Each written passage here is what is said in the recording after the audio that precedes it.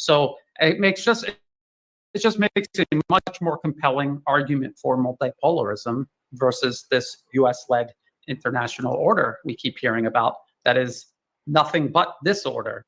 And so I think they're making the case against themselves every time they do this. But as we have pointed out, they're in a rush. They have no more time. They're desperate. They're dangerous. They're taking shortcuts. And as we all know, there are no shortcuts in life. When you take these shortcuts, it always ends up costing you in the long run. And I think that's what we're watching. It's going to require the patience and perseverance of the rest of the world. All of us in our own individual way can contribute to multipolarism. And it's something as simple as, instead of buying an iPhone, buy Huawei or Xiaomi or something like that. Take your money that you're spending on, say, Netflix or some big corporate media company and give Rashid a super chat. Help the alternative media out. Start investing in alternatives to the unipolar world order. That is what multipolarism is. That is already making a major difference. That is shifting the balance of power globally. We can all do our small part in helping. That's why I do what I do. I tell you privately, Rashid, and I think people who have watched me for a long time know that I actually hate doing geopolitical analysis. I only do it because I do not want my adopted home of the Kingdom of Thailand burned to the ground. The U.S. has tried on multiple occasions.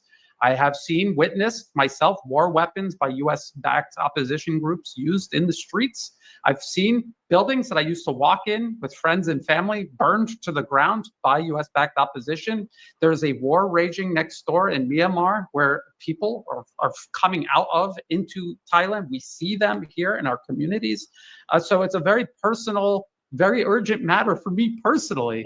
And if this is what's happening to me here, I can only imagine what people in, say, the Donbas region were suffering before Russia launched its special military operation, or the people in Iran are suffering, the people in Palestine, unimaginable suffering. I just got a tiny taste of it. They're living it to the maximum every single day of their existence, trapped in it. We all have to do it, even if it's something we don't want to do. It's something we have to do. We all have to do our part. And I want to thank you, Rashid, for having me on. I really appreciate the opportunity to reach out to more people with this message. And I'm glad you came on, because it's a blessing to me and it's a blessing to those, because Brian, you're always on point with everything, and I really appreciate it. And we give each other flowers while we're here. And so I want to thank you, Brian, for joining me. Stay on as we end the show. I want to thank everybody who's listening to the show. And as I always close out, I always have to say this: do right by others, not because there's some material gain behind it or because some accolades are involved. Do right because it's the right, humane, and godly thing to do. Because even when no one else, God Almighty is watching it. And as my mom always says, he sits high, but he looks low. And I love each and every one of you who loves truth, but know that the love that I have for you will always pale in comparison to the love that God has for you.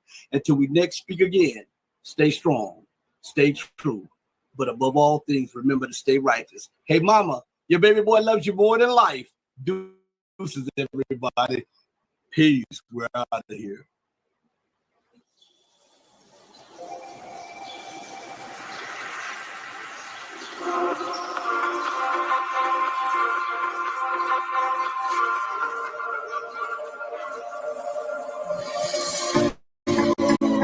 Told you to walk away. That was my first and last mistake. I'm blue without your face. But what can I do? 'Cause I'm just a sinking ship, and you're just a pair of lips that I've lost in the moment. All I want is for you to come back. Now I'm